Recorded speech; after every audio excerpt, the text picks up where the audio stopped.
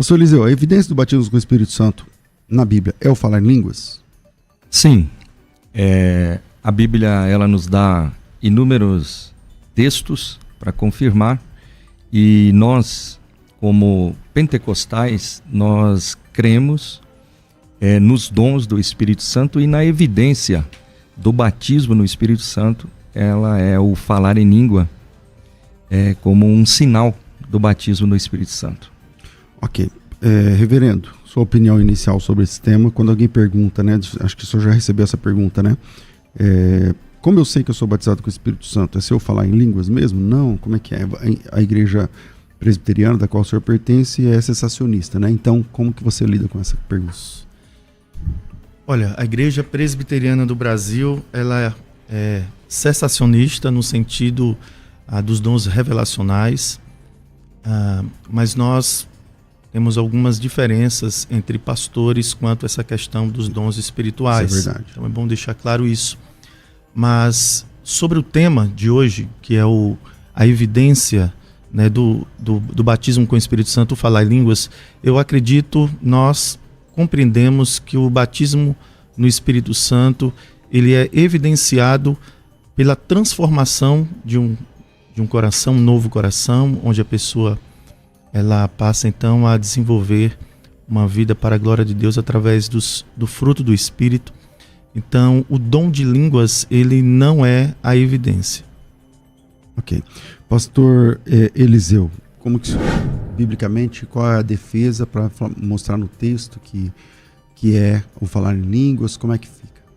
Primeiramente, o falar em línguas, ele precisa fazer uma diferenciação, porque muitas pessoas, pastor César, pastor Bruno e ouvintes, fazem uma pequena confusão acerca do batismo no Espírito Santo ou com o Espírito Santo e ter o Espírito Santo.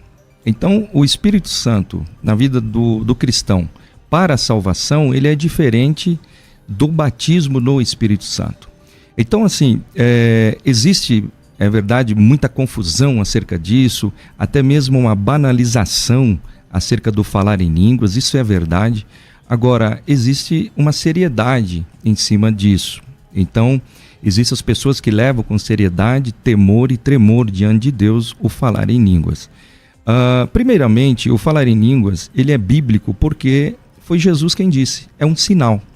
Ide por todo o mundo, Evangelho de Jesus, segundo escreveu Marcos, capítulo 16, 16, 17 diz, ide por todo o mundo, pregai o Evangelho a toda criatura. Quem crer e for batizado, será salvo. Quem não crer será condenado. E estes sinais seguirão aos que crerem em meu nome.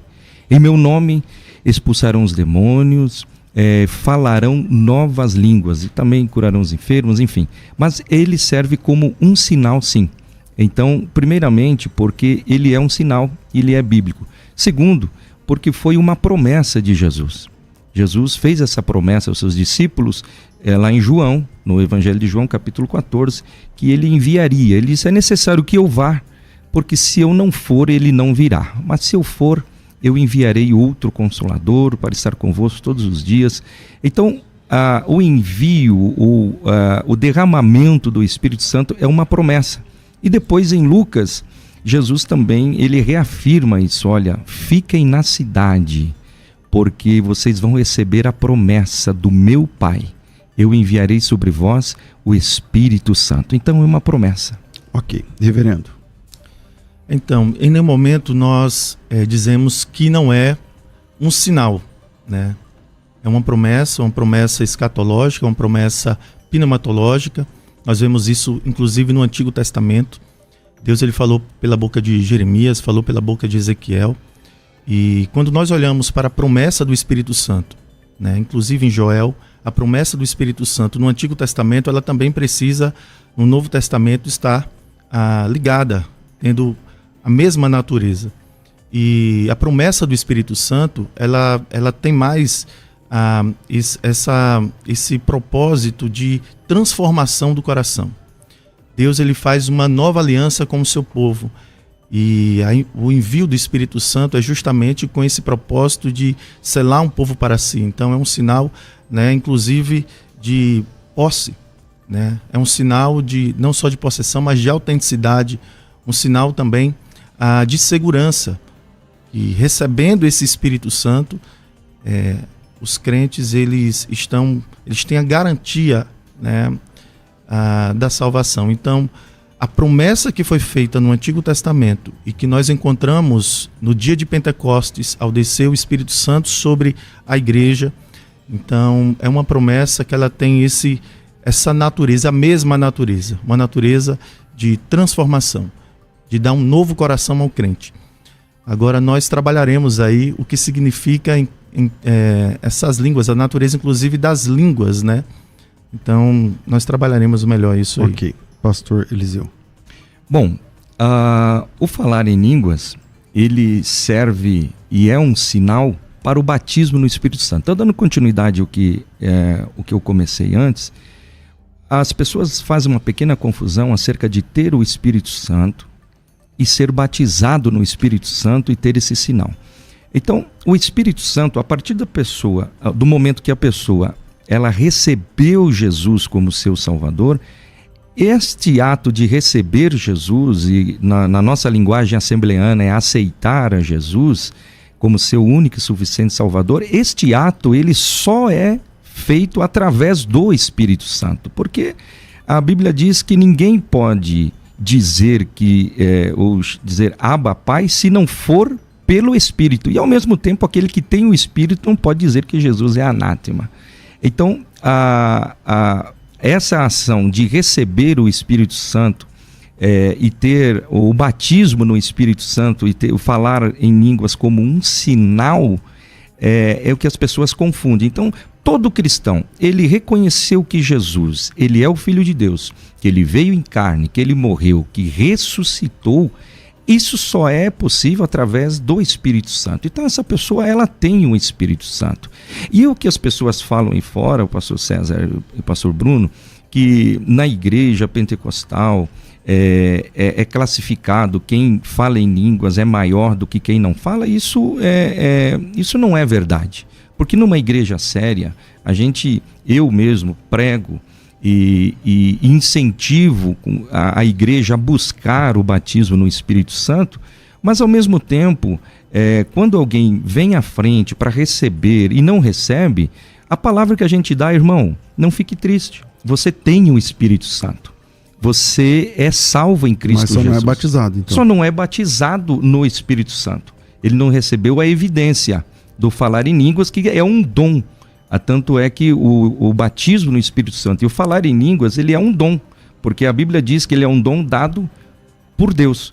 Então, essa é uma pequena confusão que as pessoas fazem, que classificam um sendo maior ou menor, mas não existe isso. Okay. Todos têm o Espírito Santo para a salvação. Ok. Reverendo. Veja, o apóstolo Paulo ele diz que todos aqueles que... se nós entendemos que o falar em línguas ele é uma evidência, né, do batismo no Espírito Santo, quando nós olhamos, por exemplo, para o que o apóstolo Paulo fala em 1 Coríntios 12, 13, ele diz: pois em um só Espírito todos fomos batizados em um só corpo, quer judeus, quer gregos, quer escravos, quer livres. Então, quando nós olhamos para a palavra de Deus, o que a Bíblia ensina sobre o batismo, né, no Espírito, nós compreendemos que esse batismo é para todos. Então, se o falar em línguas, como o irmão bem falou aqui, né, nem todos os crentes eles falam em línguas, então nem todos os crentes eles são batizados no Espírito Santo. Como pode um crente, né, ele ser crente e não ser batizado no Espírito Santo, sendo que o batismo é para todos? Posso falar? Claro. Esse batismo, pastor, nós não vamos entrar na questão, vamos entrar na soteriologia, mas é o que eu acabei de falar, é o batismo para a salvação. É o momento que a pessoa foi convencida pelo Espírito Santo para a salvação. Então, peraí, você está falando do batismo no corpo de Cristo. Isso, batismo no corpo de Cristo, porque no momento que a pessoa ela recebe Jesus e reconhece que Jesus é o Senhor da sua vida, naquele momento ela está sendo incluída, ou seja, mergulhada no corpo de Cristo. É esse o batismo para a salvação. Agora, o batismo com o Espírito Santo propriamente dito, ele é tido como um revestimento de poder. Uma outra experiência. É uma outra experiência, é um revestimento. Aí o que as pessoas confundem. Isso existe na Assembleia de Deus, nas igrejas pentecostais e nas neopentecostais. Então, o que as pessoas confundem. Eu recebi o batismo do Espírito Santo. Então, para que serve o falar em língua? Para ficar falando em língua dentro da igreja? Não. O batismo, aquele é um sinal de um revestimento.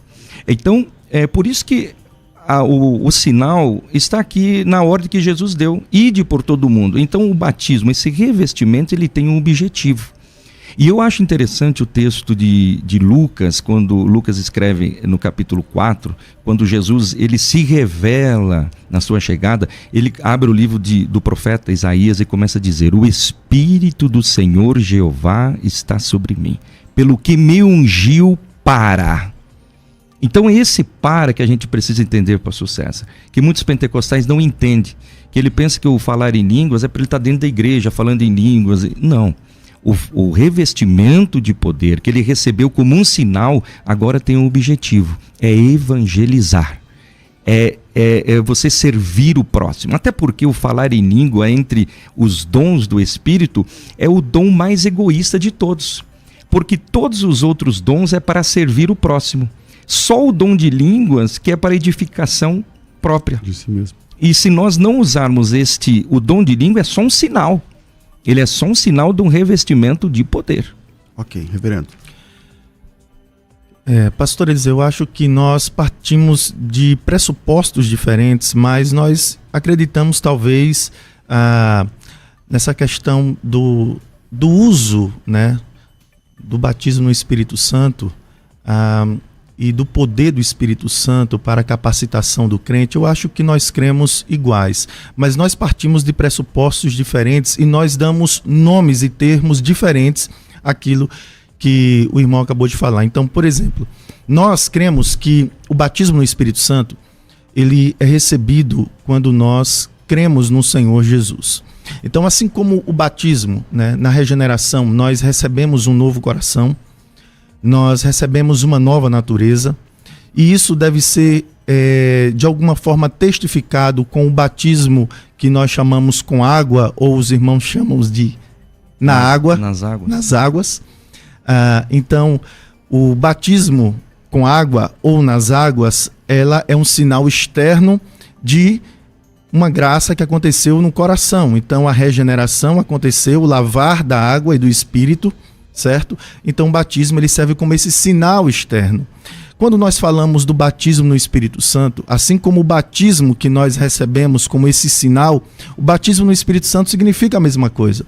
É quando nós somos regenerados pelo Espírito Santo, nós somos batizados no Espírito Santo. O Espírito Santo ele passa a habitar, nós somos selados por esse Espírito, como eu já falei, que tem o propósito, né, de fazer com que nós sejamos possessão de Deus, né, tem o propósito de autenticidade, que nós somos verdadeiramente cristãos, filhos de Deus, e a segurança do crente, a garantia para a herança eterna. Mas quando nós falamos, por exemplo, de revestimento de poder, claro que você está utilizando aí o texto de Atos capítulo 1, quando fala: e recebereis poder ao descer sobre vós o Espírito Santo, para serdes minhas testemunhas, tanto em Jerusalém como em Samaria, em toda a Judéia e até os confins da terra. Nós chamamos isso, né, desse revestimento de poder, inclusive aquilo que o apóstolo Paulo ele fala lá no capítulo 5 de Efésios: enchei-vos do Espírito Santo. Então o Espírito Santo também tem esse poder de nos capacitar para sermos mais santos, de nos capacitar para a obra missionária, para fazer a obra, para sermos mais devotos a Deus. Então, assim, esse Espírito Santo, quanto mais nós nos enchemos, mais essa questão do encher do Espírito Santo, que John Stott vai chamar de plenitude do Espírito Santo, né? Isso é algo que acontece depois do batismo no Espírito Santo e que é algo contínuo. O batismo no Espírito Santo aconteceu apenas uma vez na conversão, mas o enchimento do Espírito Santo, que pode ser chamado inclusive desse revestimento de poder, essa capacidade que o Espírito Santo nos dá, ele deve ser algo buscado constantemente, mas nós chamamos isso de plenitude do Espírito Santo. Pastor. Em partes, como o pastor acabou de dizer, em partes nós estamos no mesmo caminho. Eu tenho sempre uma visão, até porque eu admiro muito os tradicionais, né, os presbiterianos, batistas, porque minha formação, parte dela é daí. Mas assim, eu sempre tive muito respeito, né, pela visão. Não é porque a gente não crê ou não segue a mesma direção e a mesma interpretação que a gente... Então, mas uma coisa não se pode negar, pastor. Então a questão da plenitude, eu creio diferente na questão da plenitude. Claro, a gente está buscando, mas a plenitude do Espírito Santo a gente vai receber uma vez só na vida, em frações de milésimo de segundo, que é na hora do arrebatamento. Que é uma... Então, porque a gente não... Então é essa... Porque assim, a vida do cristão, como diz a Bíblia, ela é como uma noite que vai clareando, ela vai até ser dia perfeito, né? O raiar da aurora. Agora, o batismo que o senhor crê, é o que eu falei, é a questão para a salvação, né? Então uma coisa não se pode negar, pastor, que esse revestimento ele faz diferença na evangelização. Ele faz uma grande diferença. Prova está, os tradicionais foram os primeiros a chegar em terras brasileiras. Se não me falha a memória, com Ville Gagnon, depois foi realizado o primeiro culto, eu acho que em 1577, dia 10 de março, até inclusive essa semana que passou, se comemorou-se o primeiro culto protestante em terras brasileiras. E os primeiros que chegaram, se não me engano, foi em 537 que foram mortos. E aí surgiu a declaração de Guanabara, aquela coisa que é o que a declaração de fé, que é o que os tradicionais seguem em terras brasileiras. O que eu quero dizer com isso? Veio com essa ideia de não, o revestimento não, os dons não, mas vocês foram os primeiros a chegar, os tradicionais foram os primeiros a chegar, realizaram o primeiro culto em 577. Sobre o Salmo 27, eu acho, né, pastor César, me ajuda depois aí, né? O Salmo 27. Você tá bom de história, hein? Mais ou menos. A história dos reformados, hein? Dos reformados. Porque, muito bom. Praticamente a gente foi catequizado. Né? Foi no Rio de Janeiro. Então, assim, enfim.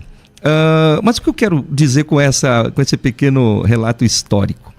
Que em 577 realizou-se o primeiro culto protestante. Sem crer nos dons do Espírito, na operação dos dons do Espírito, fizeram um grande trabalho, fizeram um bom trabalho. Só que, historicamente... Sem crer, não é sem crer nos dons, né? Sem crer na atualidade dos dons, isso, na atualidade, na operação, na operalidade dos dons hoje. Né? Enfim, na operalidade dos dons hoje.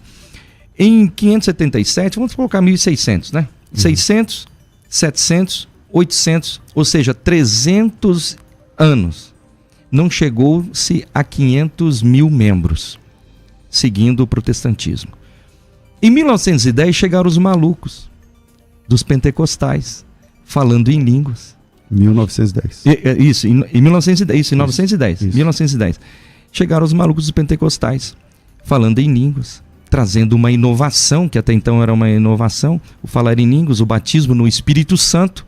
Em 100 anos, completamos 110 anos agora, nós já somos mais de 40 milhões de pentecostais no Brasil, em 100 anos.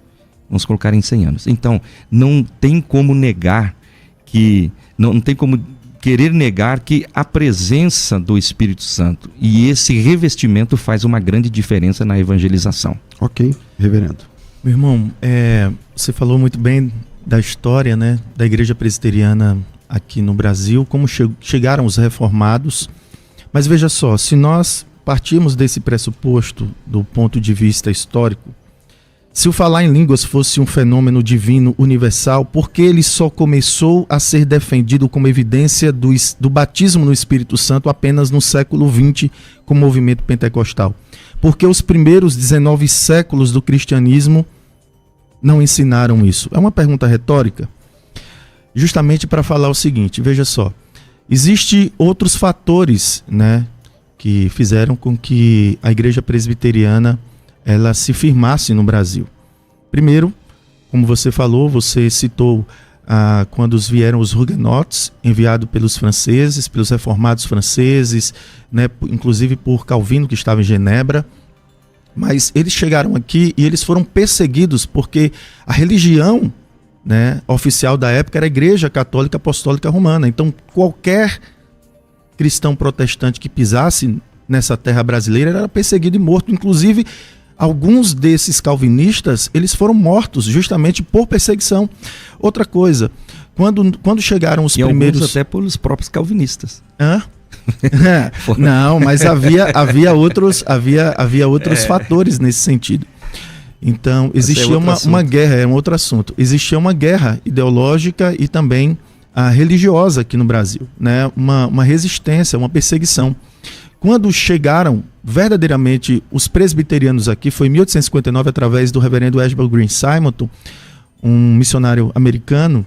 Então, a partir daí sim, em 1859, ou seja, há 60 anos, 40, 50 anos antes dos pentecostais que chegaram em 1910. Mas desde 1859 até 1910, houve também muita perseguição e intolerância religiosa que impediu do evangelho continuar.